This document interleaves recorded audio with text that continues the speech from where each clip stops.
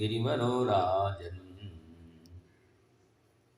പാർക്കടൽക്ക് നടുവിൽ ഒരു മല ഉണ്ട്. തൃക്കൂട്ടം എന്നാണ് ആ മലയുടെ പേര്. 3 കൊടുമുടി, 3 ശിഖരം ഉള്ളത് കൊണ്ടാണ് തൃക്കൂട്ടം പേര് വരാൻ കാരണം. വെള്ളി, സുവർണം, ഇരുമ്പ് ഇങ്ങനെ 3 ധാതുക്കൾ കൊണ്ടുള്ള ശിഖരമാണ്. അതിൽ ബ്രഹ്മ, വിഷ്ണു, ശിവൻ 3 പേരുടെ അമ്പലം കൂടിയുണ്ട്.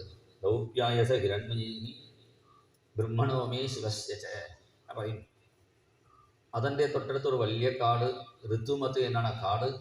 ആ കാട്ടിൽ നിറച്ച മൃഗങ്ങളുണ്ട്. മൃഗങ്ങൾക്ക് രാജാവായി ഒരു ആനയാണ് അവിടെ വർത്തിക്കുന്നത്. സാധാരണ മൃഗങ്ങൾക്ക് രാജാവ് സിംഹം, മൃഗേന്ദ്രൻ എന്നാണ് പേര്. പക്ഷേ ഇവിടെ ആനയാണ് അവിടെ രാജാവായിരിക്കുന്നത്. രാജാവ് പറഞ്ഞാൽ ശരിക്കുമുള്ള രാജാവായിട്ടാണ്. ദുഷ്ടമൃഗങ്ങളെ വിരട്ടി സാധുമൃഗങ്ങളെ രക്ഷിച്ചു കൊണ്ടിരിക്കുന്നു. ഈ ആനയ്ക്ക് എങ്ങനെ ഈ രാജധർമ്മം മനസ്സിലായി ചോദിച്ചാൽ, ഈ ആന പൂർവ്വജന്മത്തിൽ രാജാവായിരുന്നു. രാജാവായി ഇരുന്ന കഥ ഭാഗവത്തിൽ പിന്നിലാണ് വർണ്ണിക്കുന്നു. പക്ഷേ ഭട്ടത്തിൽ ആദ്യം അത് തന്നെ തുടങ്ങുന്നു. കഥ പറയാതാണ് സുലഭം.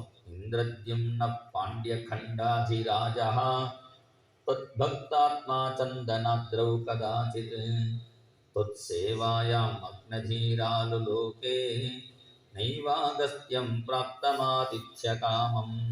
ഇന്ദ്രദ്യുമ്ന പാണ്ഡ്യഖണ്ഡാധിരാജ. ഇന്ദ്രദ്യുമ്നൻ പേരുള്ള പാണ്ഡ്യരാജാവ് വിഷ്ണുവിനെ പൂജിക്കാൻ വേണ്ടി അവിടെ ഇരിക്കുന്നു മലയാചലത്തിൽ. വിഷ്ണു പൂജയ്ക്ക് എന്തൊക്കെ ആവശ്യമുണ്ടോ അതൊക്കെ റെഡിയാക്കി വെച്ചു. ഗിണ്ടി, വെള്ളം, മണി, ചന്ദനത്തിരി, കർപ്പൂരം, വിളക്ക് എല്ലാം റെഡിയാക്കി വെച്ചിട്ടുണ്ട്. തുളസി പൂ. പക്ഷേ ഒന്നെടുക്കാൻ മറന്നു. വിഷ്ണു പൂജയ്ക്ക് ആദ്യം വേണ്ടത് അതാണ്. എന്താ? വിനയം. വിനയത്തോടാണ് വിഷ്ണു പൂജ ചെയ്യുന്നു. വിനയമില്ലാതെ അഹങ്കാരത്തോട് പൂജിക്കുന്നു. അപ്പോഴാണ് അദ്ദേഹത്തിൻ്റെ ഗുരുനാഥൻ അഗസ്ത്യൻ വരുന്നു. ഭഗവാനെ പൂജിക്കുന്ന സമയത്ത് ഗുരുനാഥനെ കണ്ടാൽ ഭഗവാന്റെ പൂജയെ നിർത്തി ഗുരുനാഥനെ പൂജിക്കണം എന്നാണ് ശാസ്ത്രം. ഇദ്ദേഹം എൻ്റെ പൂജ ഗുരുനാഥൻ കണ്ടോട്ടെ എന്ന് വിചാരിച്ച് കണ്ണടച്ചിരുന്ന് ഇന്ദ്രദ്യുമ്നൻ കുറച്ചുകൂടി ഇരുട്ടി കണ്ണടച്ച് നല്ല ഭക്തനെ പോലെ അഭിനയിച്ചു. ഇത് നോക്കി അഗസ്ത്യൻ, ഇങ്ങനെ പൂജിച്ചാൽ എങ്ങനെ ഭഗവാനെ പ്രാപിക്കും? ഇപ്പോൾ ഷോർട്ട് കട്ടിൽ പറഞ്ഞു വിടാൻ തീരുമാനിച്ച് ഒരു ശാപം കൊടുത്തു. ഇങ്ങനെ മതിച്ചിരിക്കുന്നത് ആണയുടെ സ്വഭാവമാണ്. മതം പിടിക്കുന്നത് ആണയുടെ സ്വഭാവം. അതുകൊണ്ട് മതം പിടിക്കുന്ന ആണയായിട്ട് പോയിക്കോളൂ ശാപം കൊടുത്തു. പിന്നെ ഇന്ദ്രദ്യുമ്നൻ നമസ്കരിച്ചപ്പോൾ, പേടിക്കേണ്ട, നിന്റെ തുമ്പിക്കൈ ഭഗവാൻ എപ്പോൾ സ്പർശിക്കുമോ അപ്പോൾ നിനക്ക് ശാപവിമുക്തി ഉണ്ടാവും. അനുഗ്രഹം കൂടി ചെയ്തു. അങ്ങനെ അഗസ്ത്യൻ്റെ ശാപമേറ്റ ഇന്ദ്രദ്യുമ്ന രാജാവാണ് ഈ കാട്ടിൽ രാജാവായിരിക്കുന്നു. പെട്ടെന്ന് കാട്ടിൽ വെള്ളത്തിൻ്റെ ക്ഷാമം. വെള്ളമില്ലാതായപ്പോൾ എല്ലാ ആനകളും സങ്കടം പറഞ്ഞു. അപ്പോൾ ഇന്ദ്രദ്യുമ്നൻ തുമ്പിക്ക ഉയർത്തി ഘ്രാണിച്ച് നോക്കുമ്പോൾ ദൂരത്തിൽ താമരയുടെ മണം കിട്ടുന്നുണ്ട്. ജിഘ്രൻ വിദൂരാൻ മതവിൽപ്പലക്ഷണ. താമര ഉണ്ടാവണമെങ്കിൽ വെള്ളം ഉണ്ടെങ്കിലേ ഉണ്ടാവുള്ളൂ.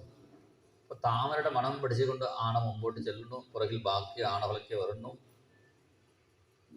മുന്നിൽ ഈ ആന എങ്ങനെ സഞ്ചരിക്കുന്നു ഇവിടെ വർണ്ണിക്കുന്നു. ഗിരിം ഗരിംന പരിത പ്രകമ്പയൻ നിഷേവ്യമാനോലി കുളിർമദാസനൈഹി സഘർമ്മദത്തകരിഭിർകരേനുഭിർവൃതോ മദച്ചിത്കലഭൈഹി അനുദ്രുതഃ. കൊമ്പനാനകളും പിടിയാനകളും കുട്ടിയാനകളുമായി കൂട്ടമായിട്ട് ഇങ്ങനെ പോകുന്നു. അങ്ങനെ മുമ്പിൽ ചെല്ലുമ്പോൾ വലിയ ആൾത്തറയോ വേറെ എന്തെങ്കിലും മരം കണ്ടാൽ ആന ചുറ്റി പോകാറില്ല. എന്ത് ചെയ്യുന്നു? തൻ്റെ ദന്തം കൊണ്ട് ആ മരം കുത്തി വീശി റോഡ് തയ്യാർ ചെയ്തുകൊണ്ട് പോകും. അങ്ങനെ ഈ ആന നടക്കുന്ന ഓരോ അടി വയ്ക്കുമ്പോഴും മല തന്നെ കുളുങ്ങുന്നു. ഗിരിം ഗരിംന പരിത പ്രകമ്പയന്ന്. അങ്ങനെ കുറേ ദൂരം ചെന്നപ്പോൾ ഒരു വലിയ ജലാശയം കണ്ടു. എല്ലാ ആനകളും സുഖമായിട്ട് അവിടെ കുളിച്ചിരിക്കുന്ന സമയത്താണ് ആ കുളത്തിൽ ഒരു മുതല. ആ മുതല ആരാണ് ചോദിച്ചാൽ ഹൂ പേരുള്ള ഗന്ധർവൻ. ഈ കുളത്തിൽ ദേവല മഹർഷി സന്ധ്യാവനം ചെയ്യുന്ന സമയത്ത് അദ്ദേഹത്തിൻ്റെ കാല് വലിച്ചു ജലത്തിൻ്റെ അടിവഴി കൂടി വന്ന്. അപ്പോൾ അദ്ദേഹം മുതലയായിട്ട് പോയിക്കോളൂ ശാപം കൊടുത്തു. അപ്പോൾ മാപ്പ് പറഞ്ഞപ്പോൾ ഭഗവാന്റെ തൃച്ചക്രം നിനക്ക് കിട്ടുമ്പോൾ, നിന്റെ ശരീരത്തെ സ്പർശിക്കുമ്പോൾ ശാപവിമോചനം ഉണ്ടാവും. ഈ മഹർഷിമാർ ശാപം കൊടുത്തു, പക്ഷേ വിമോചനം ഭഗവാൻ വരണം. ഒരു മഹർഷി പറയുന്നു ഭഗവാന്റെ ചക്രസ്പർശം കിട്ടുമ്പോൾ ശാപവിമോചനം, വേറൊരു മഹർഷി കരസ്പർശം കിട്ടുമ്പോൾ ശാപവിമോചനം. പിന്നെ രണ്ട് മഹർഷിമാർ മുതലയ്ക്കും ആണയ്ക്കും ശാപം കൊടുത്തപ്പോൾ ഭഗവാൻ വിചാരിച്ചു രണ്ടിയും ഒന്നിച്ച് ചേർത്താൽ ഒറ്റ പ്രാവശ്യത്തിൽ രണ്ടുപേർക്കും അനുഗ്രഹിക്കാം. ആദ്യം ചക്രം മുതലയ്ക്ക് പ്രയോഗം ചെയ്യാം, പിന്നെ ആണയും സ്പർശിക്കാൻ തീരുമാനിച്ച് ഈ കുളത്തിലേക്ക് ആണയെ കൊണ്ടുവരുത്തി ഭഗവാൻ 1000 ആണകൾ കുളിച്ചാലും കൃത്യം ഗജേന്ദ്രൻ ആരാണെന്ന് മനസ്സിലാക്കി ഈ മുതല ഗജേന്ദ്രൻ്റെ കാല് പിടിച്ച് ഉള്ളിലേക്ക് വലിച്ചു കൊണ്ടുപോകുന്നു. ആണ് പുറത്തേക്ക്. ഇങ്ങനെ കുറേ കാലം സഹസ്രം വ്യഗമൻ മഹീപതേ എന്നാണ് പറയുന്നു. 1000 കൊല്ലം ഇങ്ങനെ വലിയ യുദ്ധം നടത്തി. അവസാനം ആനയുടെ ബലമൊക്കെ കുറഞ്ഞു. അപ്പോഴാണ് ആന ഭഗവാനെ സ്തുതിക്കാൻ തുടങ്ങി. ഈ ആന ഈ സ്തുതി എങ്ങനെ പഠിച്ചു ചോദിച്ചാൽ ഇവിടെ പറയുന്നു പ്രാഗ്ജന്മന്യനുശിക്ഷിതം. ഇന്ദ്രജുമ്നായി പൂർവ്വജന്മത്തിൽ പഠിച്ച ശ്ലോകമാണ്. ഇപ്പോൾ മനസ്സുകൊണ്ട് സ്മരിക്കുന്നു. നമോ ഭഗവതേ തസ്മൈ യത ഏതച്ചിദാത്മകം പുരുഷായ ആദിബീജായ പരേശായ വിധീമഹി. ആ ഭഗവാനക്ക് നമസ്കാരം എന്ന് തുടങ്ങി വലിയ സ്തോത്രം. ഈ ഗജേന്ദ്രൻ്റെ സ്തോത്രം കേട്ടപ്പോൾ ദേവന്മാരൊക്കെ രക്ഷിക്കാൻ വന്നു. ഇന്ദ്രൻ, ചന്ദ്രൻ, വരുണൻ, വായു, കുബേരൻ. ആനയെ രക്ഷിക്കാൻ എല്ലാവരും വന്നപ്പോൾ ഗജേന്ദ്രൻ പറഞ്ഞു, ഈ മുതലിൽ നിന്നും രക്ഷിച്ചാൽ പോരാ, ഈ ആന ശരീരത്തിൽ നിന്ന് എനിക്ക് മോക്ഷം വേണം. ഇന്ന് ഈ മുതലിൽ നിന്നും രക്ഷിച്ചു കഴിഞ്ഞാൽ പിന്നെ നാളെ വേറെ കുളത്തിൽ വെള്ളം കുടിക്കാൻ പോകും, അവിടെ വേറൊരു മുതല കാല പിടിക്കും. ആന ശരീരത്തിൽ നിന്ന് മുക്തി വേണം പ്രാർത്ഥിച്ചപ്പോഴാണ് ദേവന്മാരും ഗജേന്ദ്രൻ്റെ ഒപ്പം സ്തുതിക്കാൻ തുടങ്ങി. ഈ ഗജേന്ദ്രൻ്റെ സ്തുതി കേട്ട ഭഗവാൻ ഉടനെ പുറപ്പെട്ടു. വൈകുണ്ഠത്തിൽ നിന്നും പര്യങ്കം വിസജൻ ഗണാനഗണയന് ഭൂഷാമണിം വിസ്മരന് ഉത്ഥാനോപി ഗതേ ഗതേ തിനിഗതന് പത്മാമനാലോകയന് നിർഗച്ഛൻ അപരിച്ഛദം ഖഗപതിം ചാരോഹമാനോവതു രാഗഗ്രസ്തമതംഗപുംഗവ പരിത്രാണായ നാരായണഃ.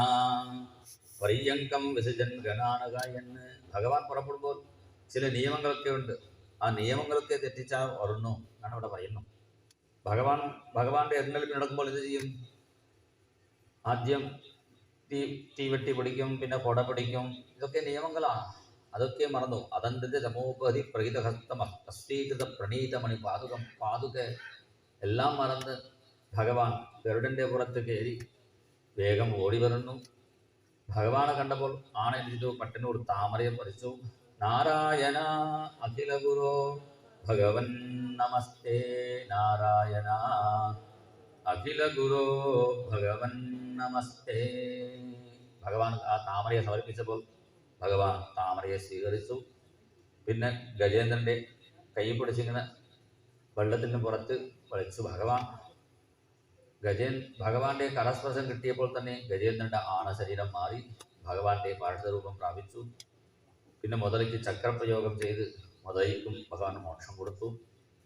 ഭഗവാനെ സ്തുതിച്ചതും ഭഗവാനക്ക് താമര സമർപ്പിച്ചതും ആനയാണ്.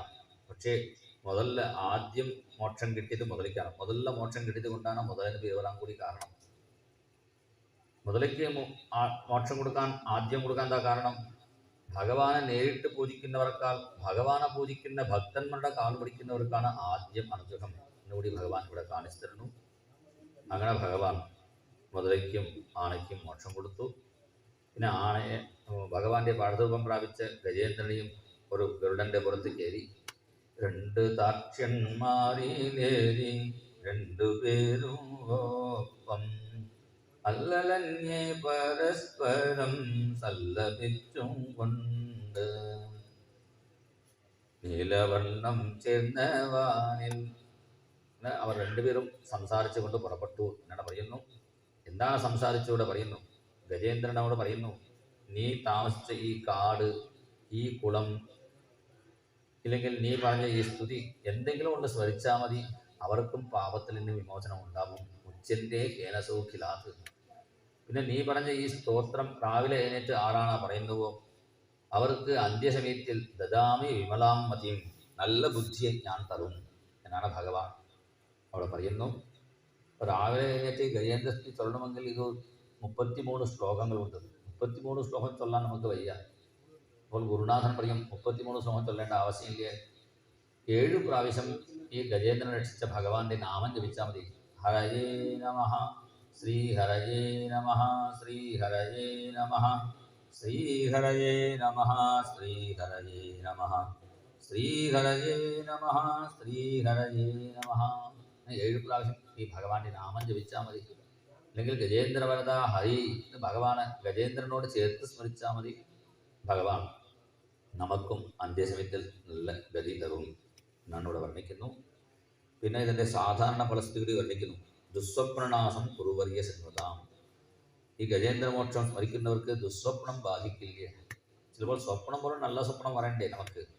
സ്വപ്നത്തിലും 4 പോലീസുകാർ ലത്തി ചാർജ് ചെയ്യുന്നത് പോലെ സ്വപ്നം അടിക്കുന്നത് പോലെ അയ്യോ അയ്യോ എന്ന് കരയും. ഇപ്പോൾ ഭാര്യ മണ്ടയ്ക്ക് അടിച്ച് എന്തിനാ കരയുന്നു ചോദിച്ചാൽ പോലീസുകാരൻ തള്ളുന്നു. അപ്പോൾ ഭാര്യ പറയും പോലീസുകാരനെ ഞാനാണ് തള്ളുന്നു, എഴുന്നേൽക്കും. പിന്നെ നീയല്ലേ രക്ഷപ്പെട്ടു. ഇങ്ങനെ സ്വപ്നത്തിൽ ചിലപ്പോൾ ദുസ്വപ്നം കണ്ടാൽ അതിൻ്റെ ഫലം ഉണ്ടാവും. അങ്ങനെ ദുസ്വപ്നം കണ്ടവർ ഈ ഗജേന്ദ്രമോക്ഷം കൊണ്ട് സ്മരിച്ചാൽ മതി. ഗജേന്ദ്രനെ രക്ഷിച്ച കഥ സ്മരിച്ചാൽ ആ ദുസ്വപ്നത്തിൽ നിന്നും നമുക്ക് രക്ഷപ്പെടാൻ സാധിക്കും എന്ന് പറഞ്ഞുകൊണ്ടാണ് ഗജേന്ദ്രമോക്ഷം സമർപ്പിക്കുന്നു.